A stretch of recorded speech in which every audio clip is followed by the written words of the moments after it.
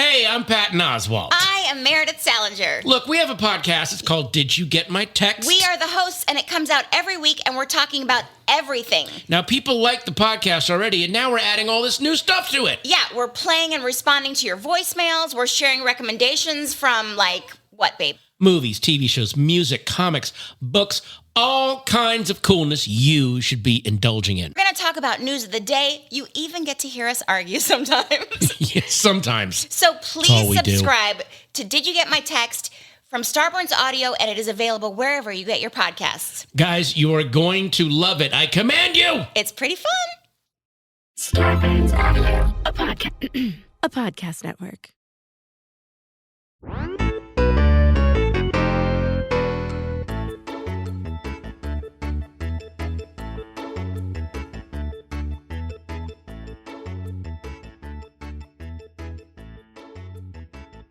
Hello! And welcome to Filthy Nerds! Because we're filthy. And we're nerds. And there's two of us. Actually, there's three of us today. What? We have three filthy nerds? Oh my god, we have a special filthy guest who's probably the least filthy person I've ever met in my whole life. I don't know about that. You know a lot of dirty people. I know. But we got a sweet, sweet, sweet angel of a human. Super funny comedian. Oh, I was just about to call him a dirty Jew, but I didn't mean it like that. He's a You meant like... a filthy, dirty nerd Jew. Well, that's... Happy holidays, everyone. Chag Sameach, Lashana Haja Tova. Mama. Chashasha. By the way, you said it perfectly earlier. Do it again. No, ready? Lashana Tova, Tikvatenu. Lashana Tova. This is coming out a week after this. Oh. Tikvatenu. That's fine. Lashana Tova, Tikvatenu, everybody. And a miserable Yom Kippur to those listening to it on that day. Yeah. Oh, yeah. If you're listening to this on Yom Kippur, we hope you are Well, they might be. Deeply atoning for your true sins. Wait a second. Okay. First of all, we're going to have to go into who Danny is and give him a lot better introduction to you guys. But really quick, you guys are you guys are Jews. And I'm Jew-Jason. Jew-Jason. You go from Happy New Year, and then a week later, you're like, all right, now that you've had all that New Year's fun with your honey and your apples and your drugs and your hookers. By the way, or not. Maybe not drugs and hookers, probably. But then you immediately go into atone for your sins. Mm-hmm. It's like Mardi Gras and then Ash Wednesday. This is your Ash Wednesday. A little bit. It's not at all the same. No, you're not wrong. It's not Ash Wednesday. It's not a terrible comparison. Yeah, I would say it's Ash Wednesday plus fasting, but then not the long. Yeah, but then you need to be. You're pushing yourself, to purify and that's a form of flagellation. Mm-hmm. We'll have to do a thing on both of these holidays as a separate episode. But I'm sorry, flagellation, like flagellate. Just confirming that it was flagellation and not flagellation. Because it's you. It's just a whole day of farting. So every day is Yom Kippur for me. Yom Kippur is the bagel holiday, as I like to refer to it. It is? Wait, I thought you fasted. Oh, but then you break the fast. Cold bagels. No, you break the fast with cold bagels because you can't. You break the fast with cold bagels. Why cold? Because you can't have been cooking anything that day. So everything you eat for dinner what's the cooking? You can't use any technology. It's like Shabbat. Like you're supposed to do nothing. You're supposed to sit in a room and think about what you did, and then at the end of the day, I do not agree with this cold bagels thing. Yeah. What happens is you buy bagels and you buy a bunch of like a very Jewish dinner of like lox and cream cheese. And here's the thing: you can buy the dinner either right after the sun sets, you run out and get it. Or you buy it the day before when you are allowed to do things, and then it just has to sit in the refrigerator. Yeah, it just sits in the refrigerator. But then you have a toaster, so the bagels are perfectly toasted if you're doing it correctly. I mean, this is more foreign to me than all of the universes we're going to be talking about. Yeah. Planets. Yeah. This is wow. I meant just like bagels. You're not eating anything there's no brisket. Well, without further ado, our guest today is one of the funniest comedians, maybe east or west of the Mississippi. This and that side of Israel. Oh. Whatever that means. North and south of the Mason-Dixon. He's a regional, worldwide funny man. He's already crying. Thanks. Just remember, next year in Israel. How do we talk about that country and not get yelled at? Woo, we don't. But let's talk about the galaxy. Far, far away. Wait, wrong. Okay. It's Danny Jollis. You guys got a great YouTube special. He's from Crazy Ex-Girlfriend, and I've interrupted your yay. Danny Jollis. Hey, thank you guys for having me. Oh, Thanks I'm for so joining excited to us. be here. Oh my God, we're so excited. Dude, when I saw you, Danny, and I was like, oh, we're doing Marvel, and you're like, Guardians of the Galaxy, I love that. I was like, oh, this is perfect. Yeah, it's phenomenal. This is great. It's great. And you had like just watched it. You just watched it recently. Well, I've been taking my fiance through them, and so we've been doing the whole run. We've been doing the whole. And obviously, listening to this podcast in tandem. You've been educating her. I've been trying to get her, because it's like people. Are you guys going in order through Marvel? Getting her up to snuff. Where are you at now? Okay, but with her. I've already watched everything. We are up to Captain Marvel, which means we're one away from Endgame. You're like right ahead of us. Do you think you're gonna try to get all of them done to go see Shang-Chi in theaters? Yes, I will go see. I don't wait for those. I don't. So you saw Black Widow already. I did not see Black Widow yet. Oh, because you hate women. Well, no, but no. I watched them all when it come. She didn't want us to watch Black Widow. I feel like that never. She told us not to watch it. Who's she? Scarlett Johansson. Oh, because they screwed her out of money or whatever. It's a weird way to find out he's a misogynist. Women or Scarlett Johansson? I actually care so much about women, Nicole, that I listened to women, and she said, "Don't watch the movie." On behalf of all women, here's Scarlett Johansson. I feel like they can. I feel like they can be. There's some carryover. All right, Danny, I'm going to tell you, you can't watch Shang-Chi. You don't even know how to say it? How are you hosting this? Because they didn't cast me in it, Danny. Don't support. Did you audition? Yes. Scarlett Johansson probably did. I did not audition for it at all. But if I did. Anytime I audition for anything Marvel or Star Wars, I lose my mind.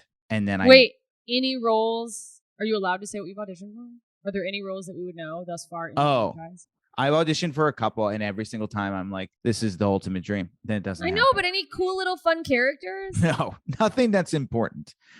By the way, I want to write. I'm trying to think if there's one that I'm like, I want to write a Marvel character called Super Jew, by the way. And it's just this tough Jew. And then he's like, oh no, the Santa Anas are rolling in. And then the fucking Santa Anas come in. He's like, no. I love that. I actually always think that's always a thing during every zombie. Like during Walking Dead and stuff, I always was like, oh, nobody's got allergies. Nobody's got anything going on. That would be a problem still. That hasn't gone away. Oh, no, they die out. I mean, you sneeze, and then you trip, and then you get eaten. That's what happens. And you're like... Always. Yeah, no. Yeah, the whole thing is like, be quiet. Yeah. And you're... I mean, I am a very heavy breather at all times. I'm sure. Not only the allergies and the restricted airways, but the weight of the world pushing down on my shoulders. You have no idea what that does to your lung capacity. There's no one around to tell her to shut up. Nicole sleeps with a full pillow over her face, just hoping death will take. I can't imagine. Do you snore? I don't know. No one slept with me in a while. She's like, it's for the sunlight. And I'm like, I don't know what kind of fetish this is, but I'm concerned. There's no one around to tell me I have a problem. You and I have a very similar death fetish, I think. Oh, God, get me out of here. Okay. You guys are going through the whole thing, so you're getting to relive all of these cool things. You can't think of any really cool parts that you tried out for it that you've seen. The Adam Pally in, I want to say, I think it was Thor, where he's like, it's the one where there's it was like a cable technician guy. And he's like, it's Iron Man. It's Iron Man 2 or 3. And he's like it's like 3 scenes. It was just pure comedy. And I was like, God, that's all I want. Wow. Iron Man 3? I wanted it so bad. A couple of those, 2 or 3. 3. It's got to be 3. 3. I'm going to have to go back and watch and go, man, he's so much more talented than this guy. No, Adam Pally's so talented. I hate it. Adam Pally's really talented. I would watch it and be like, you know what? Danny could have knocked this out of the park too, but you want to know who else knocked it out of the park? Adam Pally. But now he's... Yeah, our next episode, which we're not going to get into, is Spider-Man: Homecoming. course. And there was a lot of little comedic cameos in that one too. Hannibal and Donald Glover. Anyway, There are a lot of comedic cameos. They've really started embracing Asif Ali's and everything with Marvel I now. know. And Star Wars. Oh, I love him. I know. He's the best. He's the best kid. He's Brown Steve Buscemi. Brown Okay. Buscemi. He is. Yeah, he really is. And he makes a cameo in everything. He's everywhere. He's the Waldo of the comedy of comedy. he cannot stop being cast. Like, he has to actively try to not be working on a set, because I feel like every single time he is off a set, somebody's like, come on, this next one. He cannot stop working. It's so impressive. Because he's talented and adorable. Why do you think that is? He's just a great actor. He's a really great actor who's built a I think really good people like working reputation. with him. He's a great actor, really great improviser. He's just easy to be around. Man, he's so good. Mhm. He's the best. Let me ask you this, Danny. Yeah. When did you get into Marvel? Were you like a comic book guy or just when the movies started? Like a casual comic booker? I was like a comic book amount. Like I was casual. I was always casual. My nerddom was more around like sports and pro wrestling, and then a little bit into like I'm so happy you separated the two, by the way. pro wrestling is not a sport, it is entertainment. And then It's an art. It's an art form. And then on top of that, I was very into like Magic the Gathering and Warhammer. So that was like all my nerd fullness. And so Marvel was just like a thing I kept an eye on. And then, I remember seeing Iron Man and being like, oh, this for sure. Yeah. This is. Oh yeah. I mean, they've nailed it every single time. Oh, dude, I'll never forget the first time I saw Iron Man. I was like, oh, this is superhero-dom at its Okay, best. little Danny, little, booger picking. You probably didn't pick your boogers. Like elementary school Danny. Yeah. Did you have some sort of alliance or like favorite superhero? For Batman. whatever reason? So Batman was my big one. Batman was my absolute favorite. Batman, I wrote my college essay about Batman. You wrote your I'm sorry, elaborate. and okay, just so everyone knows, Danny went to NYU. So yes, tell me about your college essay. Yes, I went to NYU. My college essay was about how it was basically me being like, I have no connections to this business, and I have like I know how this business works, and I know that you're supposed to have a connection, you're supposed to have something, and I don't have anything like that, which is true. I have no special abilities. I'm not particularly good looking. I'm not particularly a great singer. It was me being like, I'm not special in any way. But that's what makes Batman the best superhero, because he's not special. He just works hard. And I'm going to work so hard. It was all about like hard work and dedication. You were like, I will be the Batman of the Tisch Arts program. Basically. And then I got to Tisch and I was like, oh, Batman was a billionaire. And that does help. And that part I didn't factor.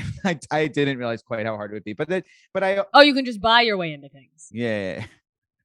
It turns out he wasn't quite just a dude. It does appear as if he did have some help. But literally, yeah, it was like, Alfred. yes, literally. Who needs nepotism when your bank account has multiple commas? Now, Ant-Man was just a dude. But then he gets a special suit.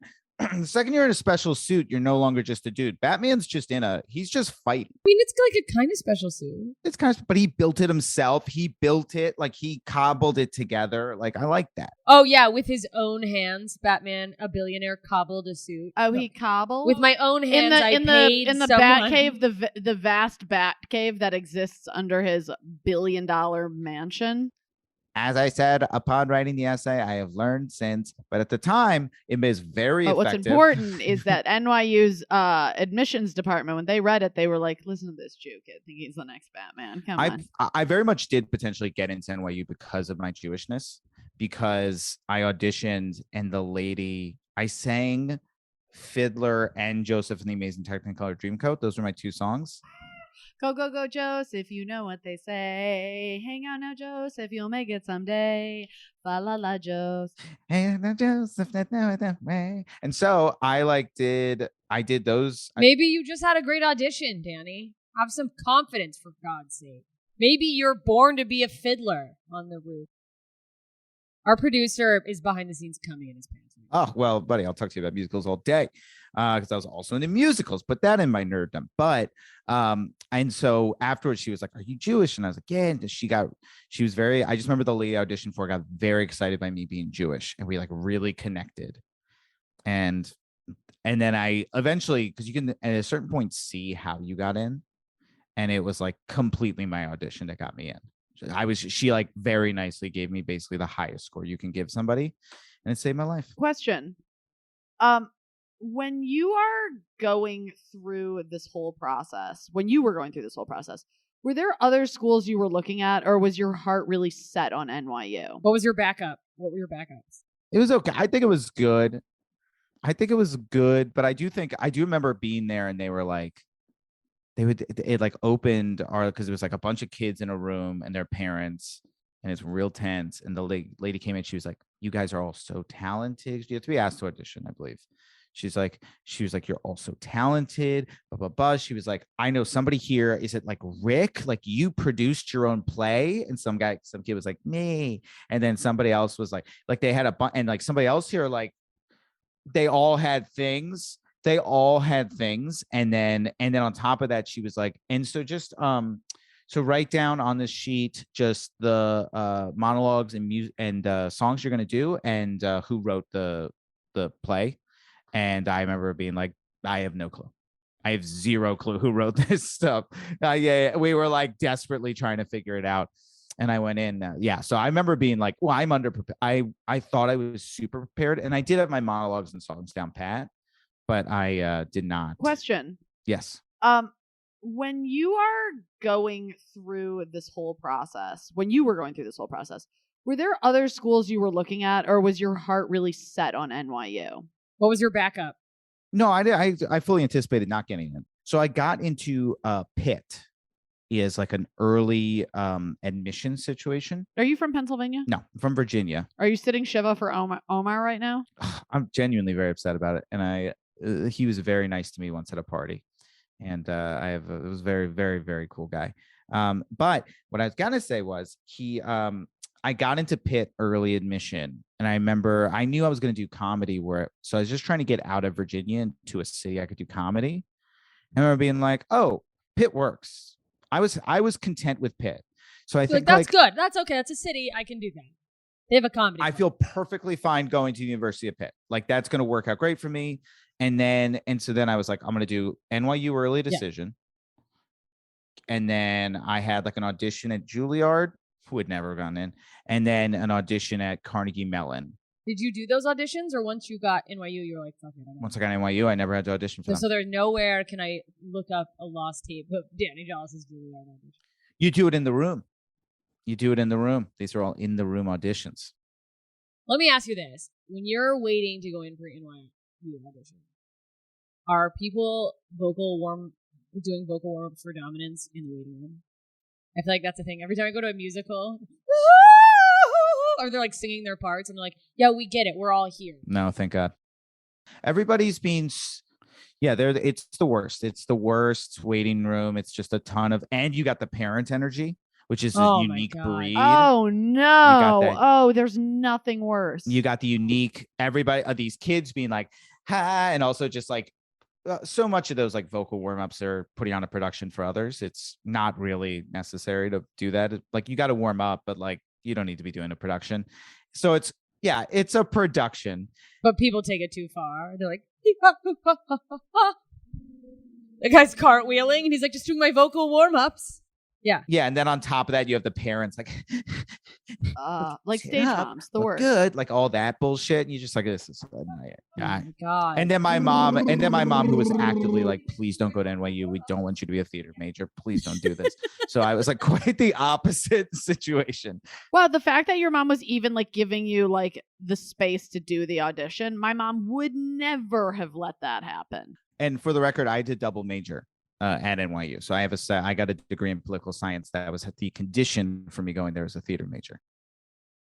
Are you listening, network television? Listen, we have gone on really long before we've even gotten to the movie, and it's been really fun, and I really love talking to you. We got to take a break.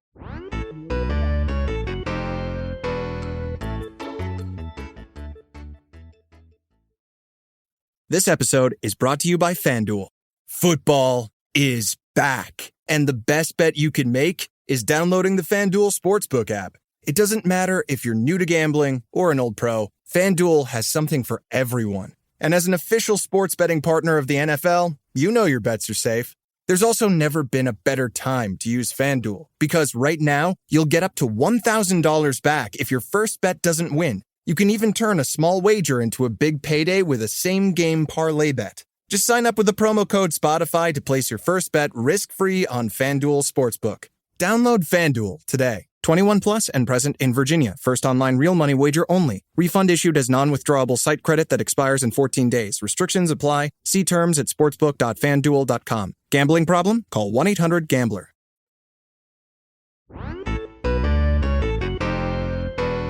All right, we are back. We've learned Danny's entire life story. All of it. We know his blood type. You guys should have been here for it. Okay, wait. First of all, a couple things before we dive into the actual movie. Backtracking only a little bit, I want to know who your favorite Batman is. I do think Keaton was really great and different. I like a different Batman. So I find out like Affleck to me was the worst because he just did exactly what you think Batman is, which is why I also think Christian Bale is like, in my opinion, very much in the conversation because he did something with it and he made a couple very strong choices. This is like very actory of me, but I like choices. And I think Batman can seem like I'm big, I'm supposed to be big, I look big and I'm fight people. And like Christian Bale made choices, Keaton made choices, right or wrong. Clooney was hot and that's why he was there. Clooney, and I love Clooney. But he was just a hot Batman. Like, he just like did Batman. Val Kilmer is a unique one. Val Kilmer's a unique one. I haven't watched that documentary yet. I hear it's great. Oh, it's incredible. Yeah, Keaton's my favorite. Keaton's my number one. Keaton is just... He's the best. Happy belated birthday. And we just saw him in Spider-Man, which will be on our next episode. Spider-Man. He's just a fucking incredible actor. Truly the greatest thing he has ever done, ever, until the day he dies, will always be... Beetlejuice. It is great. Birdman's really great. What were you going to say? I thought you were going Birdman because you were doing the B, and I was like, Birdman is really great too. I was going to say stand-up comedy, Live at the Comedy Store in 1979. I don't know. His name's on the wall. It's amazing. He has a light. It's crazy. I love him. I mean, the fact that he was a superhero and then a supervillain later in life, in major franchises, Prost franchises. True. and both times did a really good job. And like, again, I think it could, and that's why I think the first Iron Man / all these movies, Marvel movies, were so special, is because seeing the first Iron Man and being like, oh, if you put a little bit of art into these movies and these stories and make choices, they become incredible. Yeah, and even seeing all of these actors bring their characters to life is like... That's one of the things that Val said in his documentary about, like, if what you need isn't there on the page, you got to make it. Mm-hmm. And it's like, when you have something great on the page and you have a great performance as well, and you have something where you can add to it, that's when magic is made. Mm-hmm. And I remember the first Guardians of the Galaxy, because the first Guardians of the Galaxy kind of broke the seal on, can we do Marvel and be like almost be more of a comedy than anything else? Yeah, that was the first one they got really funny with. Real silly Willy. Not only was it great, I feel like they were like, we should have been doing this. Mm-hmm. And it was like, oh, wow, it's great. This works so well. Yeah, that's the formula. Yeah, they were like, the Thors we've done have been a mess. Yeah, they've been an abomination. Yeah, it got so much more fun once they were like, let's make it funny. And then the next Thor was pure comedy, and it was amazing. Oh, Ragnarok. We're watching that next. Oh my God, it's so good. So what about Guardians of the Galaxy specifically, and maybe even 2, but just the whole gang? What about it speaks to you? So in general, it's, again, like comedically, we made such great comedic choices. We have 5 funny characters who are very fun together. And then it's just well-told story. It's beautifully told. The first one is beautifully told. And then the second one, they did a really good job of taking I love that. what was the emotional core of the first one, zooming in on it, and then making everything else funny around it. But really finding this like emotional core. And music included elements of humor too. Oh, and for like sure. the music really like added to how fun and silly it was. Yes. And just the existence of the tape, the mixtape. Mm-hmm. Oh yeah. I was gonna say the scene where he crushes the mixtape really felt like it hurt in the second one. It really like hits you of like the music. And then when he gets the Zune, where he's like, "How many songs are on this?" And I'm like, Oh my God, man. that was so I was funny. like, too bad they don't do a Guardians of the Galaxy 3. Oh, they will. They will eventually. I'm auditioning for it. Did you audition for that yet? You can't say. Parts are around. So anyway, okay, so it kicks off, and now it's like, They're officially known as the Guardians of the Galaxy. which we saw at the end of them. They're like, call us the Guardians of the Galaxy. That very like, oh yeah, this is a movie moment. But it wasn't just them naming themselves. It's actually something that took. That's how they're known. They're now a posse, a force to be reckoned with, that they're the universe with why can't I speak English? The universe that they're in now are like, oh yeah, these guys are the guys. You got to watch out for the Guardians of the Galaxy. They're a force. These are the guys. So like, is it the Milky Way galaxy? Are they in our galaxy? Or are they in another galaxy? No, they're not in the Milky Way galaxy. They're a galaxy over. We're 1,000. This is not our. This is not. I consider this not our universe. Even like Earth is somewhere in there, but like they're so far out there. He made it so far. Listen, I forgot. I can't remember the technical. They're doing jumps. There's They so do the many jump thing. galaxies. Oh, they leap. They That's right. in their little ship. Mm-hmm. Great ship. We open. I love the credits. It opens on they're fighting a monster. It's very funny. We see, Groot just magically. Yeah, not baby hitting Groot, everybody. very So, tiny, teeny tiny Yeah, baby as Groot. he's just like around. I love it. Immediately comedy, immediate action, and also because I'll tell you the truth, I saw this before I saw Guardians of the Galaxy. I had seen nothing, and then someone's like, "Do you want to go?" Because I am a psychotic workaholic, and someone's like, "Want to go see Guardians of the Galaxy 2?" And I was like, "Sure." Immediately, they didn't set up like the whole backstory of what happened, but you immediately understand who this is. That's one thing that's nice about all of every single movie within the franchise is everything's a stand on its own. You don't necessarily need to know the past to enjoy it thoroughly. Like they did such a good job of this. Is this person's personality? It's obviously way more fun if you know the past. Even more fun if you are like already into the entire franchise and like nerd out, because there's so many nuggets when they're introducing new characters where like at the time I didn't even know like it's gotta be somebody, but people so great, so fully fucking amazing. But people who are like real nerds are watching go, oh my fucking god, look who it is, oh my god, it's Captain America. I know. I know Captain America, but I do not get a lot of those like references. I'm the same way, and I love when they come back. You're like, cool. I also will say I felt like they really between the first Guardians of the Galaxy to second Guardians of the Galaxy really nailed Dave Bautista. They figured out what he does well, and they got him to such a better place for this movie. He is by far one of my favorite characters in anything. Just he nails that literal. He's like a space bro. Yeah. His literalness is what a choice, and just nails it every single time. Perfect. It's perfectly done, and it's great job of seeing what somebody does well, because he is a former pro wrestler.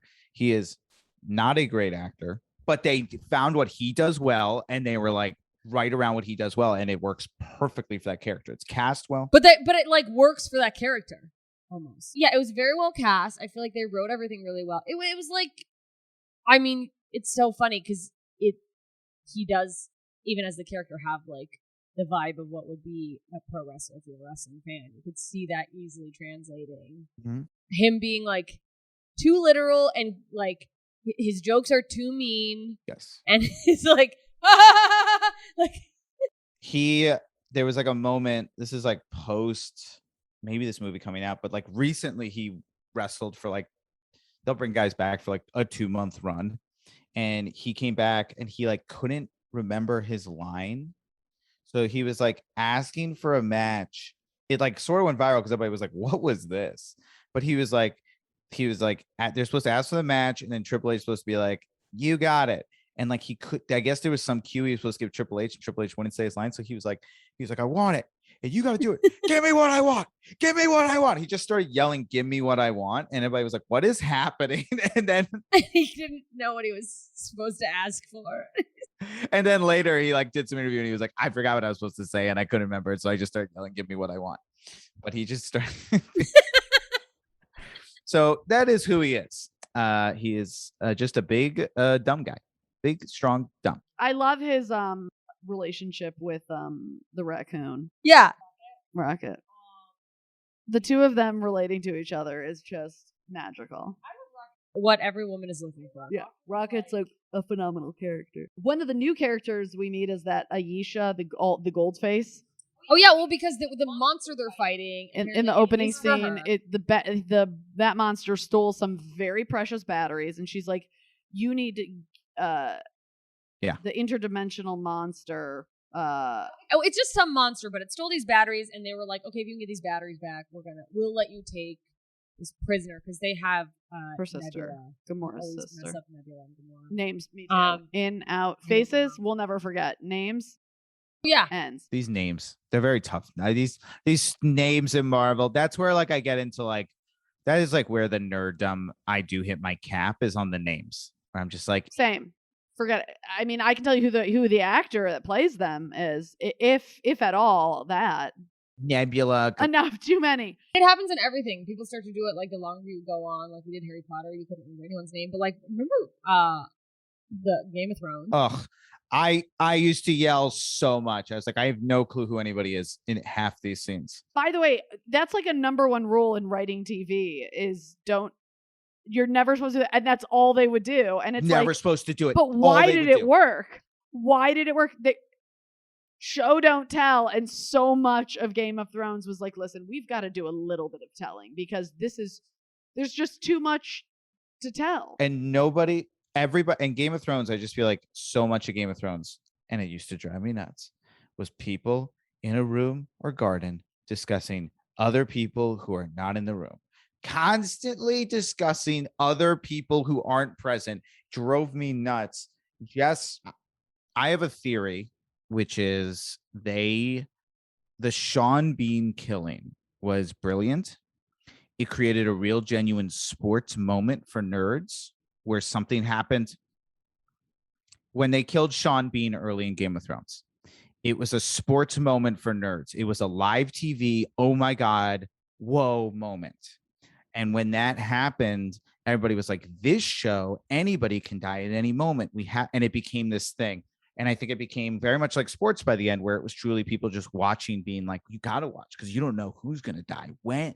Do you remember the Red Wedding? I'll never forget the Red Wedding because it was like literally the most talked about thing I have ever experienced on television. And the writers being like, who can we kill next? And they just were killing anybody. They'd kill anyone on that show, which was great. And but I did think it was a little bit of like people who don't, because people don't watch sports. You're not used to watching live TV and something crazy happening that the whole internet's going to be talking about the exact same time. I just wish I could see George R.R. Martin's face watching kind of that.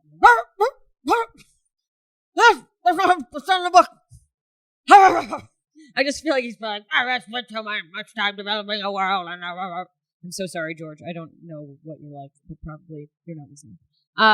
It's mentioned anywhere. I mean, his podcast. It was a great podcast, George. We all watched it. I'm schizophrenic. Okay. So Nebula was trying to steal the batteries. She fucked up. They got her ass. And so if they're going to release her. I mean, apparently these batteries are very important because everyone keeps trying to steal them.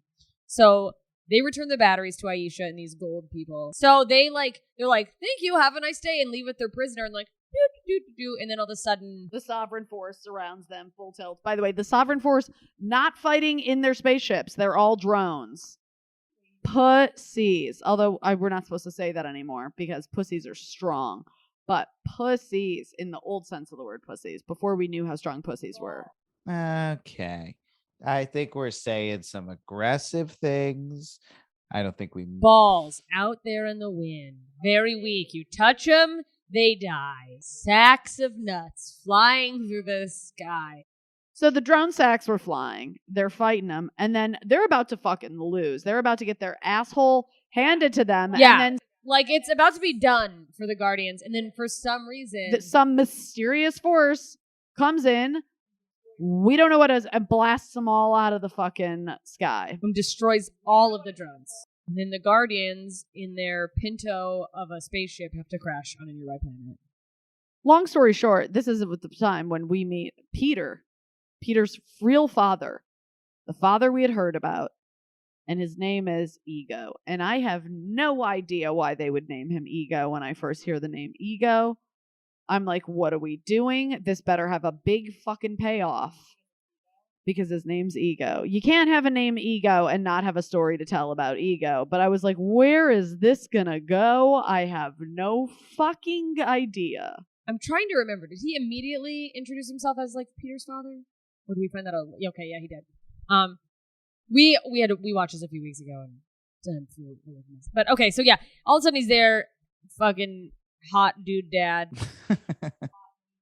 I mean, Kurt Douglas. Yeah, no, it is a big, bold name. Looking every fucking molecule of hotness possible in the world. I mean, Looking good. by the way, can we just take a moment for that man's career? From Overboard to Overboard to Overboard. I don't know the movie Overboard very well. Me neither. I was like, at first I thought you were talking about a movie, Overboard, and then you just kept saying Overboard, and I was like, do you just mean like his career has gone overboard?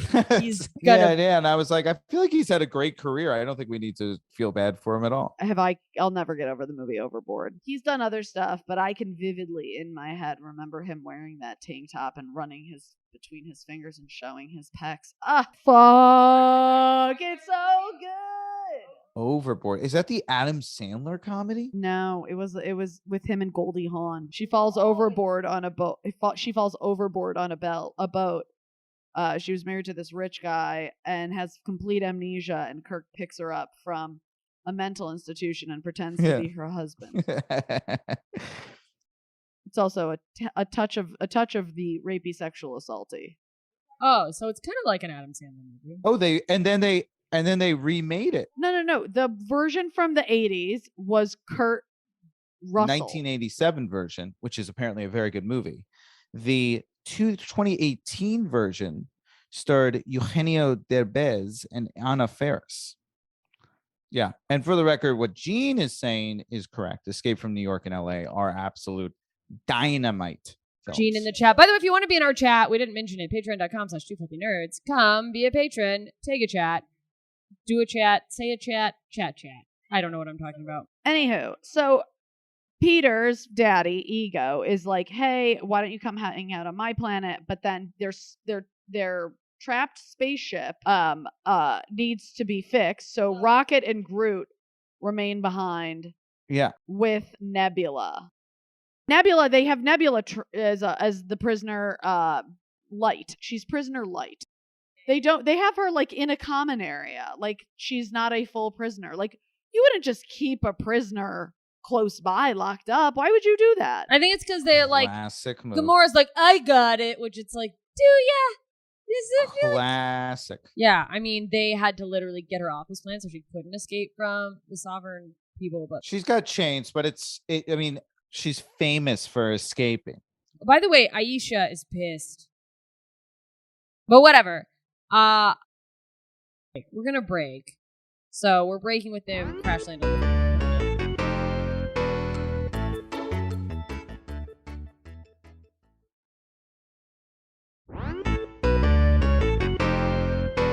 All right, we're back. We're gonna steer this ship into movie breakdown. We're gonna talk about the actual fucking timeline here. Nicole. Okay, so Aisha at this point still pissed off about the batteries. Hits up Yondu. Sorry, don't get so mad at me. Yondu. We do not have time for you to get so mad at me. We don't have time for you to go Yondu. You're gonna kill me later. No. Yondu and his crew, because they're Ravagers, blah blah blah. They're like, can you go find him? We're bringing you back out of exile. They got in trouble for some shit. It's neither here nor there. But Yondu doesn't want to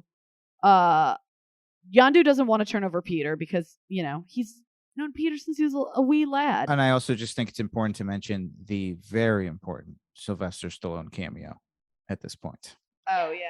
By the way, what a small cameo. That's how great this movie is, that Sylvester Stallone was like, yeah, I'll do a little. And it's such an aggressive choice for it to be Sylvester Stallone, because it is like you're in the movie and then you're like, oh, Sylvester Stallone's here. I mean, Yes. yeah, it's like, oh, that's wild. Yeah. You'll never be one of us. You're not ever gonna be. You're like, okay. Yeah, you're like, this isn't, you're not like, I'm still invested in this area that we are. Yeah, you're like, that's Rocky. What's happening? It's the most Stallone thing you've ever seen. He's like, you're not one of us. Yeah. Right.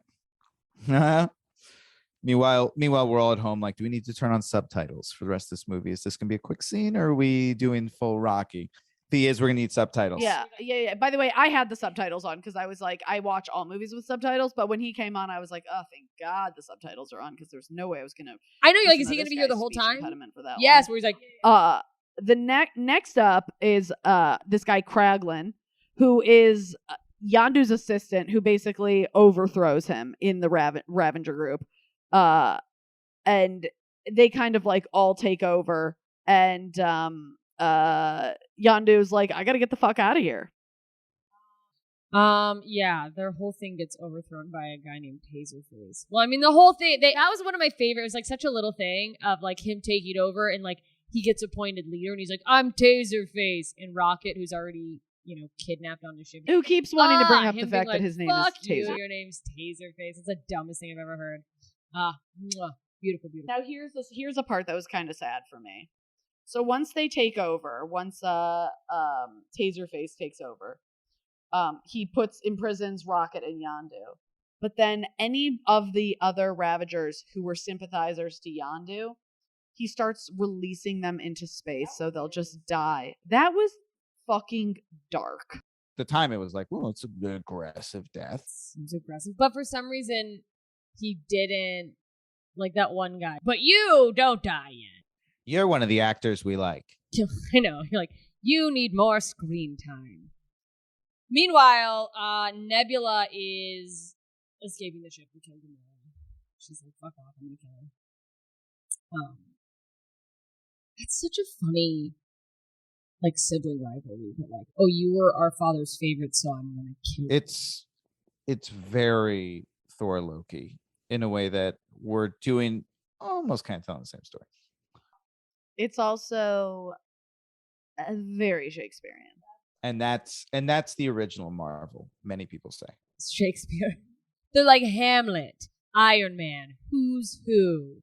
King Lear, man, really fucking set it all up. I consider that the first movie, technically. And then Iron Man. And then Howard the Duck. Anywho, I'm at this point when I'm watching all of this, I'm like, what the fuck is going on with Daddy Ego? Because Daddy Ego, a new character, is he good? Is he bad? Where's this gonna go? What were you thinking at this point? Because I know you weren't just like, it could be anything. I know you were making up a whole theory in your head. He had to have been bad because you don't introduce a character like that, that major, to be the good guy. Tell that to Yondu. Yo mama, is he's both good and bad, and that's a character that you both love and hate, and that's always a fun character. Anywho, so back on the planet where Ego is, which is Ego, very confused. Ego has his own planet. Sounds like a thing Ego would do. So he is a godlike celestial, very Scientology. So L. Ron Hubbard, father to Peter, he's human, even though he's not human. But he is the planet. It's very strange. So he's able to manipulate the consciousness around him to create things like this whole planet. Like, he makes things look the way he wants to look. He figures out, how to look the way that people are going to want to approach him. Very creepy, very sci-fi. And he tells, Peter that Earth, like, he just basically has created these various hot guy personas depending on what planet he was on to try to fuck women, get them pregnant, and spread his seed. Which the majority of men would do if they could. If you took away any sort of child care or any sort of caring about these children, then yeah, I think all guys would do that.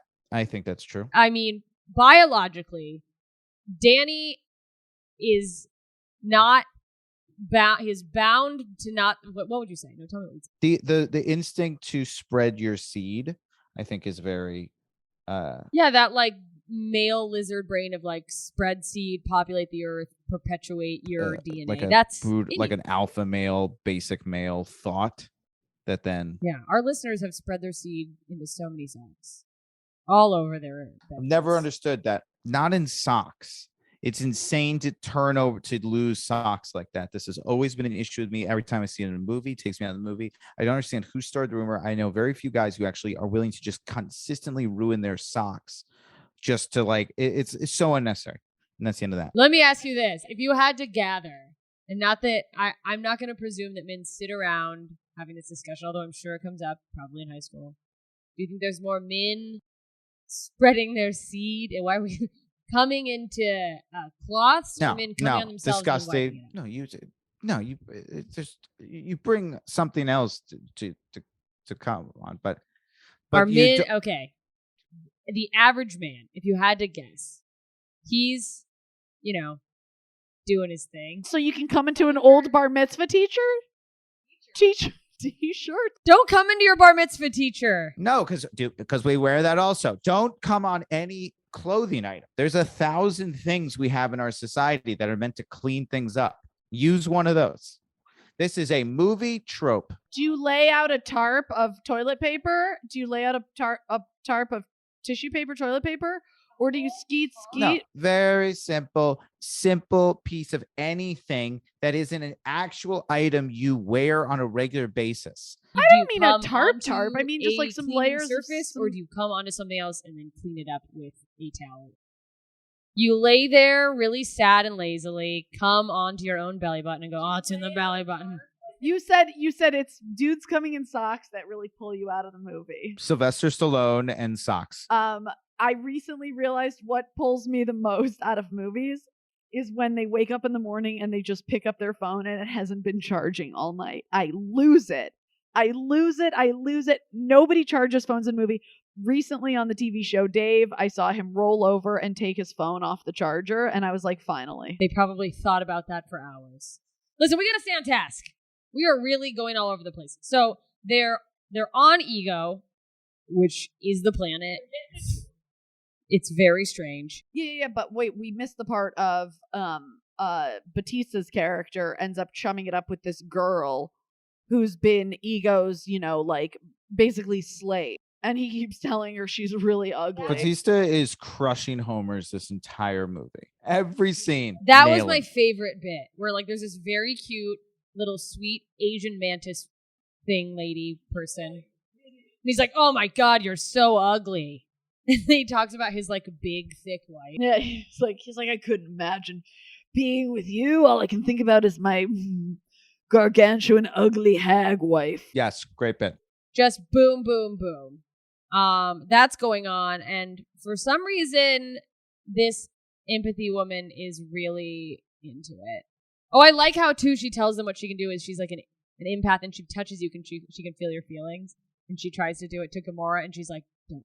All right, so Gamora and Nebula show up, and they learn of the plan, as does Rocket and Yondu and Groot. When Nebula shows up and tries to kill Gamora, they end up in a cavern filled with skulls, and they're like, what in the fuck is happening? So now people are suspicious. That's our moment where we say, hey, this is not good. There had been a moment where, at this point, where I think Mantis was like about to tell Drax something because she's bonding with him, but she's like, never mind. Someone came in and interrupted, and she's like, So in tandem, they discover that Ego's going on and on about like, I discovered I went around the world, blah, blah, blah, and I tried to, he created all these seedlings basically because he needs another person with his DNA. He needs more energy. Basically, he realizes that Peter's different than all his other seed. He realizes two Celestials to activate the energy, and he realizes Peter's the only one who's strong enough to do it with him. He's the only one that became a Celestial. Like apparently a lot of his seed not passing on the God gene. Bad seed. Got It's- weak dick seed. It's weird that the God gene is recessive. That it's like, no, it will be dominated by regular guy gene immediately. So we also learned that Ego gave Peter's mom cancer. He admits that. Cancer. So that she died so that she wouldn't get in the way of like Peter's thing. And that's where, because like Peter's kind of like getting on board with him. Like, okay, like I see where this is going a little bit. And then He's always wanted a dad. Now he's got his dad. He's again. And now fucking it's on like Donkey Kong. You can't kill mama with no cancer. Oh yeah, he's like, how dare you, sir? oh, as soon as he says that, it's just like Dicks are about to be swinging. Dicks swinging, clits swinging, mantis ears swinging. And by the way, we discover at some point within that time frame that all those skulls are his dead kids. He's like, no, you can't do it next. And that's why Yondu actually held on to Peter, is because I guess he had like a weird fondness for him. Yondu knew he was gonna make fucking mincemeat out of this kid, but he had a real hot nut for this kid. Yondu does a real baby face turn and becomes a hero. Yeah, like, oh, what? Yondu's a good guy? So Peter is like, what the fuck? Absolutely not. Obviously, he's not as strong as Ego with all this shit. And it's like, oh, we don't know what's going to happen here. So Peter's like, fuck you. I'm not helping you. And then everyone shows up and Gamora and fucking Nebula. They're like, hey, this place is fucked. This is what's going on. And they're all like, we've got to stop it. So they're basically trying to get to the core of the planet, which is Ego's brain. Where they have to put a bomb. They're having Groot put the bomb. Made with the stolen batteries from the Sovereign. And it's this whole, like, we got to distract his person being. Oh, so they're fighting with him and, like, being made to look like idiots.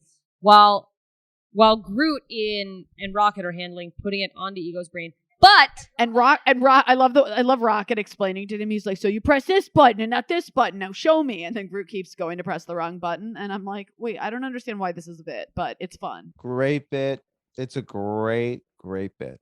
So he's like, listen, Groot, you can't make it destruct immediately. You have to hit the other one because you can't die down there. And I'm just like, no, Groot can't die again. He's too small to survive this time. It's so, like, Groot's so dumb. He's a tree. Yeah, but as if, like, them trying to go after this celestial god isn't enough, the Sovereign show up. And they're like, we want our fucking batteries. What's going on? They're like, in all their drones.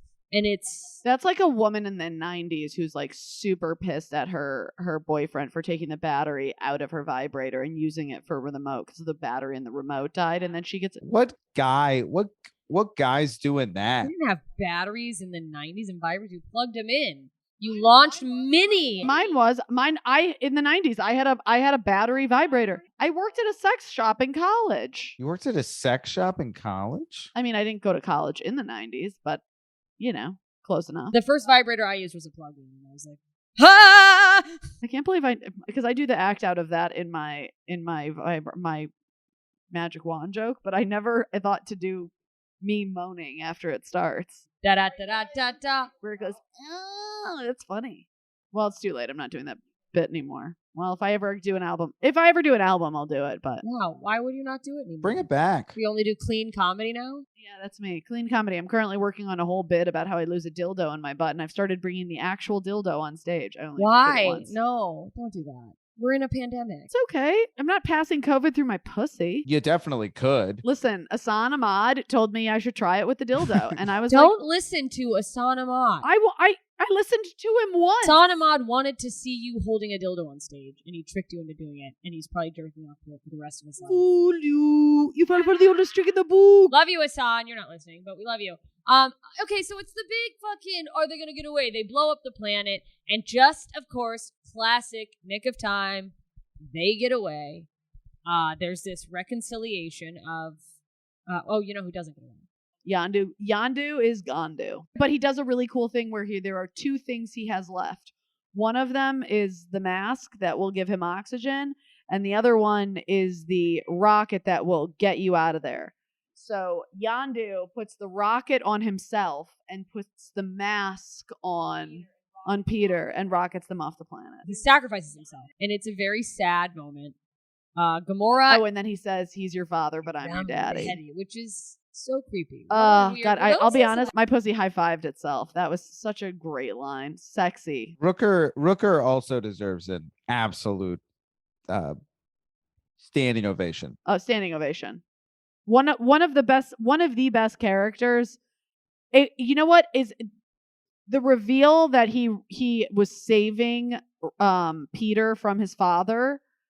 That reveal was almost as satisfying as the reveal of Snape and Harry Potter. It was. Yeah, It like really was this like whole a time he was lovely. a good guy. It's This just whole a great time he moment. wasn't just a good guy, he was like a really good guy. Yeah, he was a good guy. He was like Mountain Dew Buddha.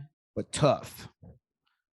He's like a guy, a down south tough guy. But then you watch a video online of his like daughter asking him to like adopt him, and you watch those. Anyone watch those and cry a lot? Those are great videos. Wait, I love masturbating my heart. Will you send me those videos? Yeah, they're really good. Look up kids surprising their like stepdads with adoption papers. You know, I want to see one that someone's like, "You want me to adopt you?" And they're like, "No, you've been served." No, mom's serving you with a divorce. They just like walk away. Gamora and Nebula have made up, and like so that's a good thing. But I think there was this moment where a lot of us thought, "Oh, is Nebula like now part of the crew?" But she's like, "No, I got shit to do. I'm gonna still go fucking kill Thanos." She doesn't give a fuck.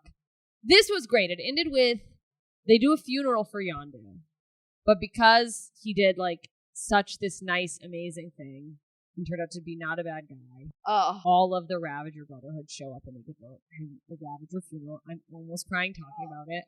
I sobbed watching it until, of course, Sylvester Stallone, and then I was like, "Oh, for fuck's sake!"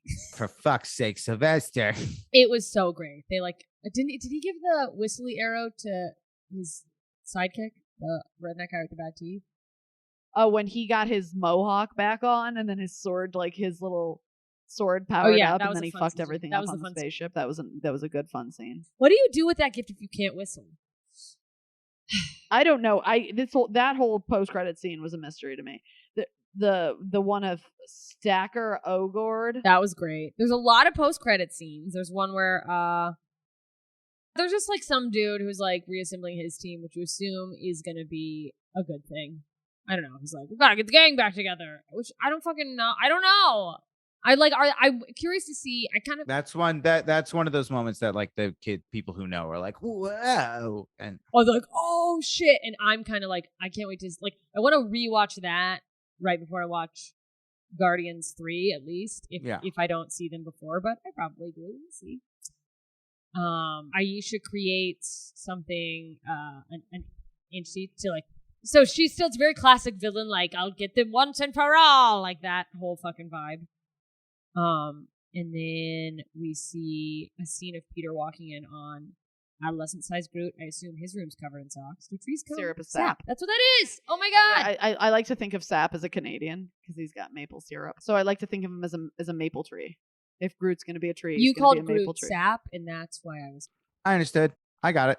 And that's just a great little tease for when you get to that point, because it's like you got a new bit going. Like it's just a little them being like, in the next movie, we got a better bit. Yeah, in the next movie, more bits, better bits. We got bits. We're never going to run out of bits. Final post-credit scene. We see the Watchers walk away from an informant, and my favorite one was teenage Groot, which is fun because now we see, Groot's growing up. What is he going to be like the next time we see him? Yeah, you're going to get to see like teenage Groot being a little asshole. We're never gonna run out of bits. Love it. Bit City over here. It's a great movie, and just a movie filled with so many good bits that also tells a nice story. It's a lovely story. And I think Nicole said this in the last one, but what I like about Guardians up to this point, at least, they introduce, it's this whole separate universe. You know, Marvel, you're always like, who's gonna pop in? Are we gonna see people from the other movies? And this one, it's just kind of like its own thing. Anyway, speaking of bits, Danny, where can people see your bits?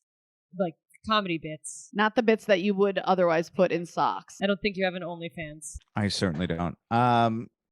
If you want to, the number one thing I would ask is you go watch my special on YouTube called 6 Parts. It is free. Mind blowing. Thank you so much. I'm very, very proud of it. It is, and I decided to put it out for free. So watching that means the world to me. You can also follow me on all social media at Danny Jollis. TikTokers are taking our job. Really helps if you follow people. And then the final thing I will say, and I say this on every podcast, is stand-up comedy is like hockey. It is fun to watch on TV. It is better live. If you have not gone and seen live stand-up comedy recently, please go see it live. Don't worry about seeing me. Don't worry about seeing anybody specific. Just go to your local comedy club. Go enjoy stand-up comedy. You'll get addicted. It's the best thing on the planet. That's it. Yeah, if you think you've watched comedy on TV and thought that was really funny, whatever you saw was literally nothing compared to what it was like in the room. So if there's a club near you, if there's, like, look up comedy in your city. Sometimes there's weird little funky bars, maybe some cool outdoor shows. I agree with Danny. Go see it. You want to see us in Grand Rapids, Michigan? If it's not already September 16th through the 18th, come see us. And, subscribe to patreon.com/2filthynerds. Leave us a rating. Leave us a review. By the way, that hockey analogy is absolutely perfect. It's perfect. Because hockey is one of the few sports I do enjoy watching on TV. Baseball, love seeing it live. On TV, I'll kill myself.